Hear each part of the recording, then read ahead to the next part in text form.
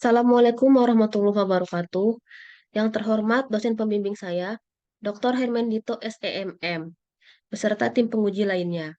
Perkenalkan, saya Elsa Nur Safira dari kelas reguler MBA 48 Konsentrasi Finance.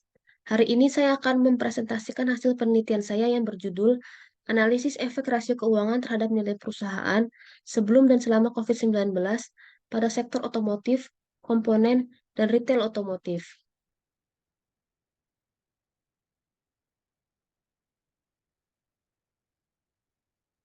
Latar belakang.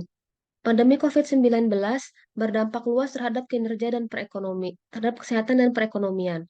Di level negara, pandemi COVID berdampak pada penurunan PDB. Data BPS menunjukkan PDB tahun 2020 merosot hingga minus 2,07%. Nilai ini sangat jauh dibandingkan PDB tahun sebelumnya yang berada di kisaran 5%. Pandemi COVID juga mengakibatkan peningkatan tingkat pengangguran terbuka di Indonesia. Pada bulan Agustus 2020, jumlah pengangguran sebanyak 9,77 juta atau 7,07% dari angkatan kerja. Jumlah ini jauh di atas periode sebelumnya yang hanya 5%. Jumlah TPT terlihat menurun setelah Agustus 2020, namun masih di atas TPT sebelum pandemi COVID. Pandemi berdampak pada semua bisnis dan industri, termasuk industri otomotif, komponen, dan retail otomotif. Industri otomotif sudah mengalami pelemahan penjualan di tahun 2019, di mana ROA industri 2019 lebih rendah daripada ROA 2018. COVID-19 yang terjadi pada tahun 2020 semakin menurunkan nilai ROA industri otomotif, yang di mana nilai ROA pada 2020 hanya berkisar 1,19%. Penelitian ini menggunakan sampel dari sektor otomotif, komponen, dan retail otomotif. Alasannya, yang pertama, penurunan sales dan revenue yang sangat signifikan di masa COVID-19. Yang kedua, Indonesia adalah negara produsen produk otomotif dan komponen, sekaligus pasar penjualan kendaraan di wilayah ASEAN. Menurut laporan Kemenperin, ada sekitar 22 industri perakitan otomotif dengan kapasitas 2,4 juta unit per tahun. Indonesia adalah pasar penjualan kendaraan terbesar di wilayah ASEAN, di mana 30% penjualan terjadi di Indonesia. Yang ketiga, industri otomotif adalah salah satu dari 7 sektor prioritas pemerintah dalam pengembangan industri 4.0. Yang keempat, tren peningkatan pendapatan masyarakat, pertambahan jumlah masyarakat kelas menengah, dan bonus demografi. Jumlah penduduk Indonesia menurut BPS pada tahun 2020 adalah 270,2 juta jiwa dengan komposisi 70,72% penduduk usia produktif. Nilai PDB per kapita Indonesia menunjukkan peningkatan pendapatan masyarakat Indonesia tiap tahun. Dengan komposisi penduduk usia produktif yang besar dan tren peningkatan pendapatan, memberikan peluang yang besar bagi industri otomotif untuk berkembang. Rumusan masalah. Kinerja keuangan akan memengaruhi persepsi investor terhadap nilai perusahaan. Persepsi tersebut direpresentasikan dalam penilaian pasar. Penilaian pasar penting diperhatikan manajemen karena terkait dengan harga saham, modal yang diinvestasikan, kepercayaan investor, dan prospek pertumbuhan perusahaan di masa depan. Umumnya, perusahaan yang memiliki laba tinggi dikatakan berkinerja baik, sehingga berdampak pada persepsi yang baik dan penilaian pasar yang tinggi. Hal ini juga akan meningkatkan nilai perusahaan. Evaluasi kinerja perusahaan dapat dilakukan menggunakan laporan keuangan. Analisis tersebut akan lebih akurat dan comparable jika dilakukan dalam bentuk rasio keuangan. Rasio keuangan kemudian akan dilihat pengaruhnya terhadap nilai perusahaan yang diukur menggunakan matriks market to book value. Pandemi COVID-19 berdampak luas pada kondisi ekonomi negara dan kinerja bisnis. Tumbuhan PDB 2020 yang anjlok dan merupakan pertumbuhan minus pertama sejak krisis moneter 1998. Berbagai industri di Indonesia juga mengalami penurunan kinerja akibat pandemi COVID-19. Jika kinerja menurun, kemungkinan akan memengaruhi penilaian investor yang berdampak pada penurunan nilai perusahaan. Oleh karena itu, penelitian ini juga mengevaluasi efek pandemi COVID-19 dalam hubungan rasio keuangan dan nilai perusahaan. Pertanyaan penelitian yang diajukan ada dua, yaitu satu, apakah ada efek rasio keuangan terhadap nilai perusahaan? Yang kedua, apakah ada perbedaan efek rasio keuangan terhadap nilai perusahaan pada periode sebelum COVID-19 dan selama COVID-19? Tujuan dan ruang lingkup penelitian terlampir. Bab 2, Landasan teori. Nilai perusahaan dipengaruhi oleh banyak faktor, yaitu faktor internal dan faktor eksternal. Kinerja keuangan termasuk salah satu faktor internal. Kinerja keuangan menggambarkan kinerja pengelolaan manajemen atas perusahaan selama periode tertentu. Rudianto 2013. Informasi kinerja keuangan diperlukan manajemen untuk mengevaluasi tingkat keberhasilan perusahaan dan mengidentifikasi kekurangan kinerja. Mahendra 2012 menyatakan ada banyak faktor yang memengaruhi nilai perusahaan. Beberapa di antara faktor-faktor tersebut memengaruhi nilai perusahaan secara inkonsisten. Kinerja keuangan yang akan diteliti pada penelitian ini dianalisis dalam bentuk rasio keuangan. Rasio keuangan dibuat dalam bentuk angka relatif yang lebih bermanfaat dan lebih efektif daripada laporan keuangan dalam angka absolut. Angka relatif dapat membandingkan perusahaan dengan size yang berbeda, membandingkan kinerja antar waktu dan antar perusahaan, dan dapat mengukur pertumbuhan kinerja. Penggunaan rasio juga bermanfaat membandingkan antar elemen laporan keuangan dan melihat tren kinerja keuangan. Nilai perusahaan. Nilai perusahaan didefinisikan sebagai jumlah uang yang rela dibayarkan investor untuk seluruh saham perusahaan. Nilai perusahaan dapat dievaluasi dengan kinerja pasar atau kinerja finansial. Kinerja pasar merupakan representasi penilaian investor yang diwujudkan dalam ukuran market capitalization. Sementara kinerja finansial direpresentasi dalam nilai buku yang diwujudkan dalam total aset. Ada dua informasi bagi investor untuk mengambil keputusan investasi, yaitu informasi fundamental dan informasi teknikal. Teori fundamental menyatakan investor akan menggunakan faktor-faktor fundamental untuk menilai saham perusahaan. Pendekatan ini menilai kinerja perusahaan berdasarkan efisiensi dan efektivitas perusahaan dalam mencapai target. Penelitian ini menggunakan 4 rasio utama kinerja keuangan, yaitu rasio profitabilitas, likuiditas, solvabilitas, dan aktivitas. Rasio profitabilitas mengukur kemampuan perusahaan dalam menghasilkan laba dari aktivitas bisnisnya.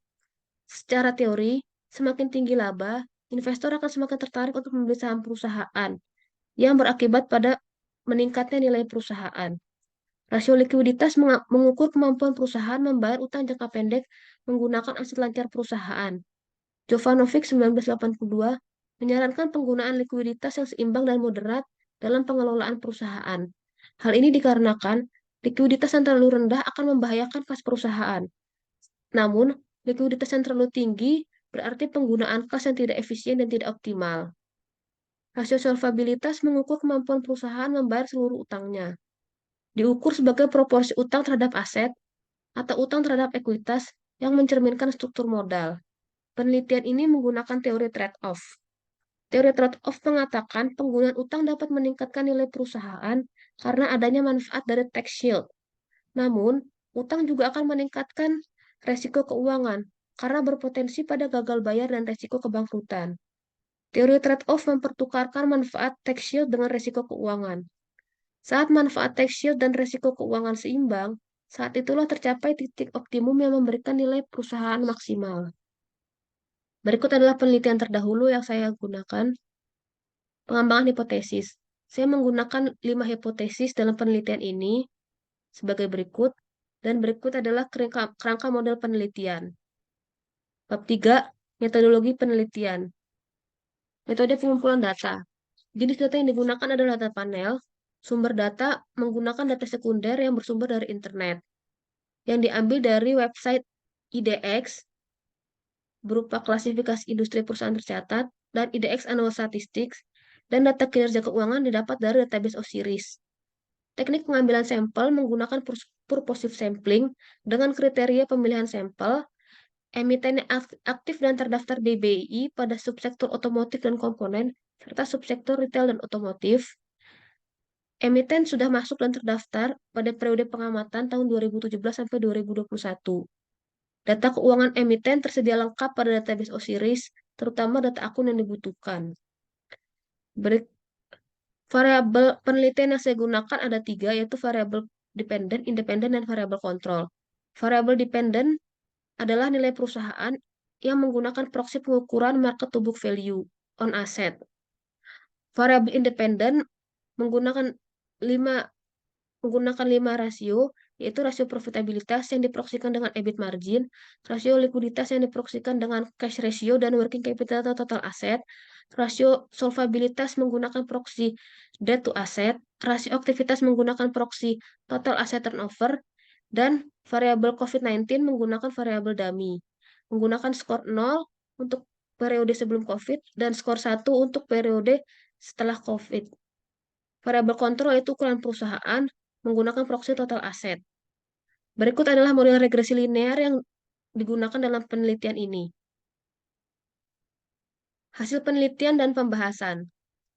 Berikut adalah statistik deskriptif, seleksi pemilihan model regresi data panel. Dalam melakukan analisis regresi data panel, peneliti wajib melakukan seleksi pemilihan model menggunakan serangkaian uji. Pertama adalah uji Chow. Uji Chow pada penelitian ini memberikan hasil pengujian probabilitas 0,00. Nilai probabilitas ini kurang dari alfa 0,05 yang berarti model yang terpilih adalah fixed effect model. Yang kedua adalah uji Hosman, memberikan nilai pengujian probabilitas 0,9606. Nilai ini lebih besar daripada probabilitas 0,05, yang berarti hasil uji Chow menunjukkan model yang terpilih adalah random effect model. Yang ketiga adalah uji Lagrange multiplier effect test. Hasil pengujian menunjukkan probabilitas 0,0000, di mana nilai probabilitas ini kurang dari nilai alfa. Artinya, model yang terpilih dari uji Lagrange adalah random effect. Kesimpulan dari ketiga pengujian tersebut adalah model yang terpilih untuk analisis regresi data panel adalah random effect model. Uji asumsi klasik. Yang pertama adalah uji normalitas. Uji normalitas menunjukkan hasil probabilitas 0,0679 kurang dari alfa 0,1. Hasil ini menunjukkan data tidak tersebar normal. Basuki dan Prawoto mengatakan uji normalitas bukan merupakan syarat dari Bayes linear unbiased estimator, dan beberapa pendapat menyatakan normalitas bukan suatu syarat yang wajib dipenuhi. Uji heteroskedastisitas menunjukkan nilai probabilitas chi-square 0,5624, di mana nilai ini lebih besar daripada alfa 0,1. Hasil ini menunjukkan tidak ada masalah heteroskedastisitas pada model. Yang ketiga adalah uji multikolinearitas. Uji multikol menunjukkan semua variabel bebas menunjukkan nilai VF kurang dari 10, yang artinya tidak ada masalah multikolinearitas pada model. Kemudian uji hipotesis penelitian. Penelitian ini menggunakan 4 model. Model 1 menunjukkan efek rasio keuangan terhadap nilai perusahaan. Pada model 1 terlihat bahwa variabel EBIT margin, cash ratio, dan WCTA berpengaruh signifikan terhadap nilai perusahaan. Dengan pengaruh EBIT margin berpengaruh positif, CAR berpengaruh negatif, dan WCTA berpengaruh positif terhadap nilai perusahaan. Sementara DAR dan TATO tidak berpengaruh terhadap nilai perusahaan. Model 1 mendukung hipotesis 1 dan 2 yang menyatakan profitabilitas dan likuiditas berpengaruh terhadap nilai perusahaan. Model 2 menunjukkan efek rasio keuangan terhadap nilai perusahaan setelah dikontrol dengan ukuran perusahaan. Variabel kontrol ternyata tidak berkontribusi terhadap model secara signifikan. Model ini menunjukkan EBIT margin, CAR, dan WCTA tetap berkontribusi terhadap nilai perusahaan dengan arah yang sama.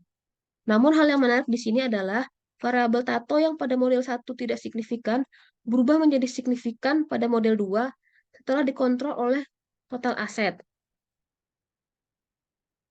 Model 2 mendukung hipotesis 4 yang menyatakan rasio aktivitas berpengaruh terhadap nilai perusahaan. Namun, dukungan ini sensitif karena adanya efek dari variabel kontrol. Model 3 menjelaskan efek COVID dalam hubungan antara rasio keuangan dan nilai perusahaan. Variabel COVID ternyata mempengaruhi negatif nilai perusahaan. Hasil analisis menunjukkan variabel EBIT margin, CAR, dan WCTA konsisten mempengaruhi nilai perusahaan sesuai dengan model awal dan memiliki arah hubungan yang sama. Variabel TATO yang pada model awal tidak signifikan berubah menjadi signifikan.